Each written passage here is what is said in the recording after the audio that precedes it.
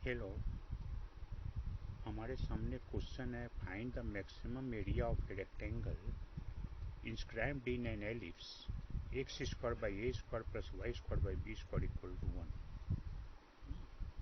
तो इस सम का सोल्यूशन कुछ इस प्रकार होगा, x square by A square plus y square by b square equal to 1 एक एलिप्स का इक्वेशन होता है जिसका सेंटर ऑरिजिन और एक्सिस 2a और 2b होता है, ये हम जानते हैं। इसलिए हमने एक रफ स्केच कर लिया एक एलिप्स का।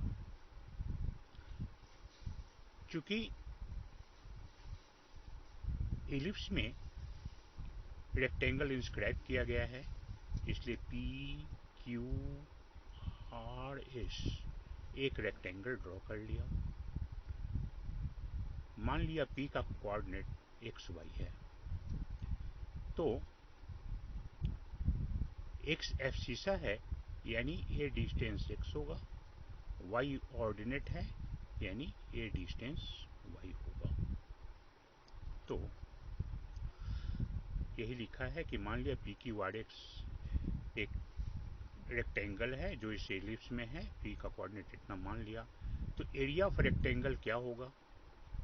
एरिया ऑफ रेक्टेंगल होगा लेंथ इंटू ब्रेथ।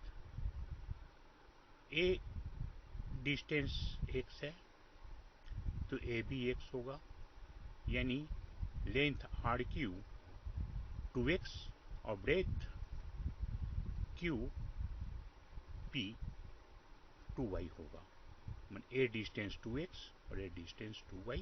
एरिया होगा area of rectangle 2x into 2y, यानी एरिया को अगर ये मान लेते हैं तो ये हो गया 4xy। तो एरिया का स्क्वायर कितना होगा? 16, इसका square 16 x square y square, इसको हमने z मान लिया तो z बराबर 16 एक्स स्क्वायर वाई स्क्वायर आ गया। इसे हमने एक नंबर फेंकना। अगर हम इसे डेरिवेशन करें तो हमें यहाँ पर तो दो वेरिएबल है ना, एक्स और वाई, तो एक वेरिएबल को हटाना होगा। या तो एक्स को हटाएं या वाई को हटाएं। हम वाई को हटाएंगे। तो वाई को हटाने के लिए हमारा जो एलिप्स का इक्वेशन था ये इतना था, इससे Y square by B equal to 1 minus X square by A square, यानी Y square equal to A B है। डिनोमिनेटर इधर जाएगा तो मल्टीप्लाई हो जाएगा इतना, इसको मल्टीप्लाई करने पर इतना आया। अब हमारा फर्स्ट और सेकंड से हम क्या देखते हैं, z equal to 16x square और y स्क्वायर के लिए इतना बैठा दिया। इसी को मल्टीप्लाई करने पर हमारा ये टर्म आया। तो यहाँ पर with respect to x dz by dx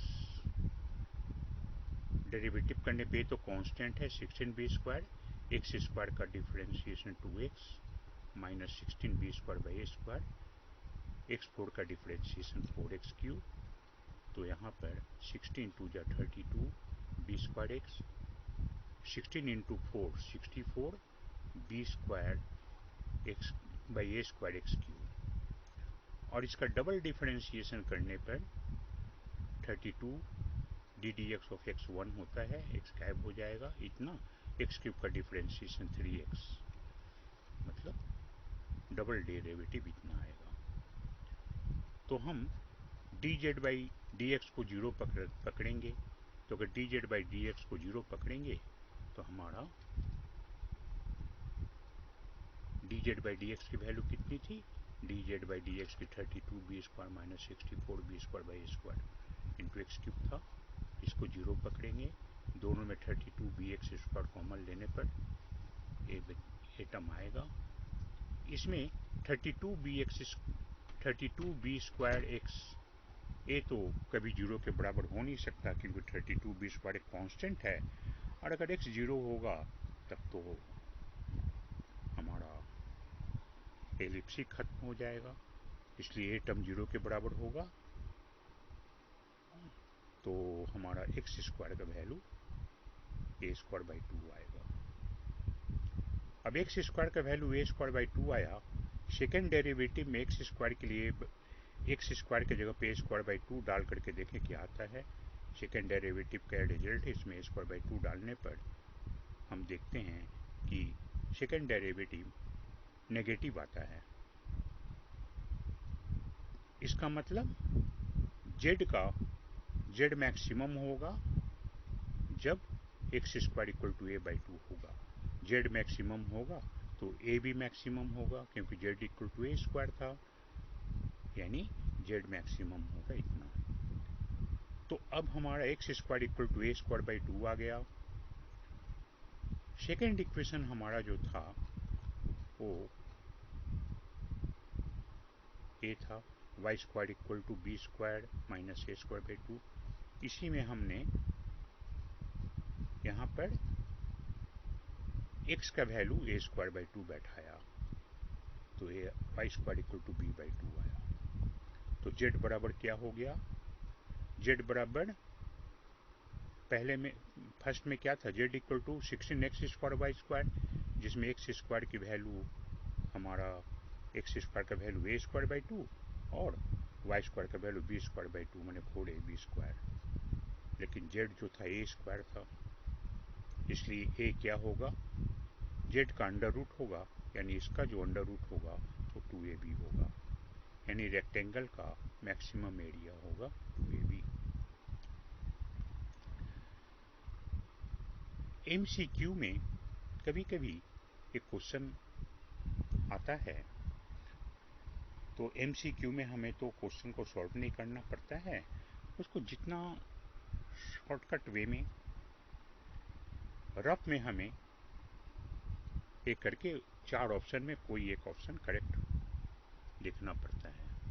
तो इसी प्रकार का एक क्वेश्चन है, find the maximum area of rectangle inscribed in a curve x square 16x square plus 25y square equal to 400। तो ये जो कर्व है इसमें 400 का दोनों तरफ डिवाइड कर देंगे तो देखेंगे कि ये टर्म आ गया। ये टर्म एक एलिप्स रिप्रेजेंट करता है। हमारा जो इक्वेशन था x square by A square plus y square by b square equal to 1, ellipse का इक्वेशन से अगर इसको कंपेयर करें तो ए का वैल्यू 5 और बी का वैल्यू 4 होगा। अभी अभी हमने देखा maximum area of rectangle 2ab होता है, तो यहाँ पर मैक्सिमम एरिया ऑफ रेक्टेंगल क्या होगा, 2, ए के लिए 5, बी के लिए 4, तो ये हो गया 40 स्क्वायर यूनिट, है ना। तो हमारे जो दिया गया ऑप्शन होगा उसमें कहीं ना कहीं 40 स्क्वायर होगा, उसी